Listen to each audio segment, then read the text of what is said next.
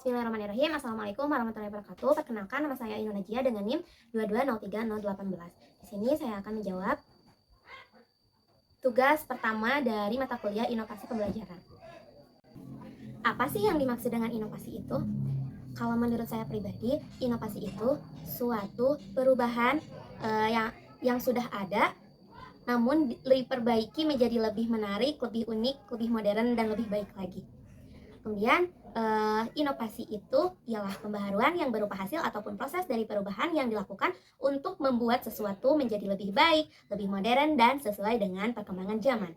Contoh dari inovasi ada di bidang teknologi, bisnis, pendidikan, sosial, dan politik. Di bidang teknologi bisa dikatakan yang pertama adanya smartphone, terus mobil listrik, internet, dan lain sebagainya. Di bidang bisnis ada e-commerce atau juga bisa dari online shop. Kemudian yang selanjutnya ada bentuk inovasi pembelajaran berdasarkan discovery dan invensi secara parsial. Apa sih discovery itu? Discovery itu ialah penemuan, sedangkan invensi itu ialah penciptaan.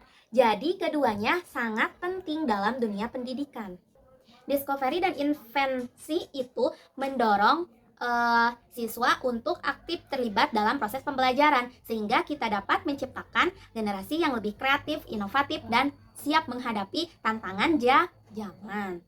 Dalam discovery, guru berperan sebagai fasilitator, sedangkan dalam invensi, guru berperan sebagai mentor.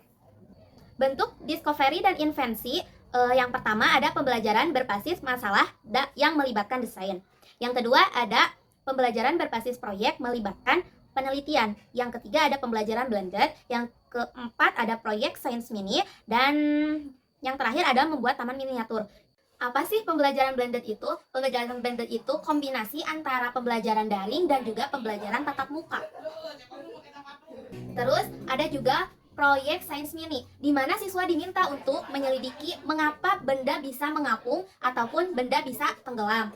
Di mana masing-masing diberikan kebebasan di rumah masing-masing untuk mencari benda tersebut, kemudian mempresentasikan apa temuan mereka yang telah dieksperimenkan.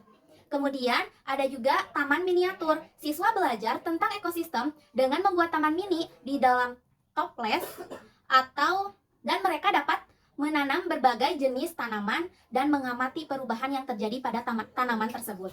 Kemudian ada PISA atau Program for International Student Assessment.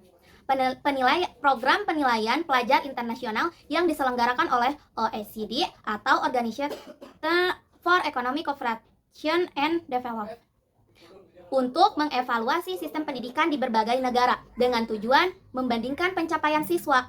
PISA mampu mengukur kemampuan pelajar usia 15 tahun di bidang membaca, matematika, dan sains. Hasil PISA digunakan untuk melihat kekuatan dan kelemahan sistem pendidikan di berbagai dunia. Aspek yang dinilai dari PISA tersebut adalah literasi membaca, literasi matematika, dan literasi sains.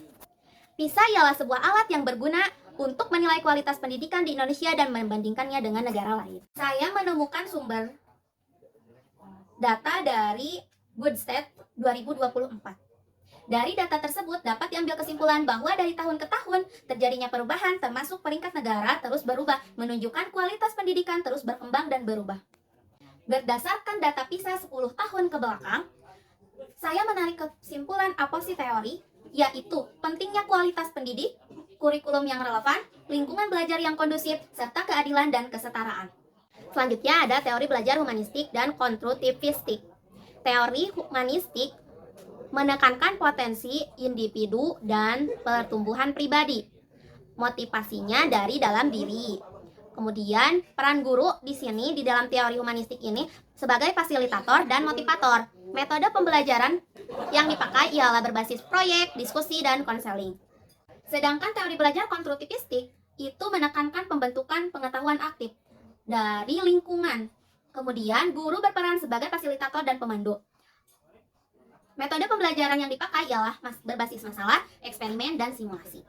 Merdeka belajar. Merdeka belajar memiliki potensi besar untuk meningkatkan kualitas pendidikan di Indonesia. Namun, keberhasilannya sangat bergantung pada bagaimana kita mengimplementasikannya. Dengan fokus pada pengembangan potensi siswa, menciptakan lingkungan belajar yang positif, dan menghindari penekanan yang berlebihan pada hasil. Kita dapat memaksimalkan manfaat metode Merdeka Belajar dan menghindari potensi dehumanisasi. Merdeka Belajar dan peran guru penggerak merupakan respon terhadap tuntutan zaman yang semakin kompleks dengan memberikan fleksibilitas, mendorong inovasi, dan memusatkan perhatian pada pengembangan potensi siswa. Merdeka Belajar diharapkan dapat menciptakan generasi muda Indonesia yang siap menghadapi tantangan masa depan. Guru penggerak memiliki peran sentral dalam mewujudkan Merdeka Belajar. Mereka adalah agen perubahan yang memimpin pembelajaran, mengembangkan diri, menjadi pelatih, dan membangun kolaborasi.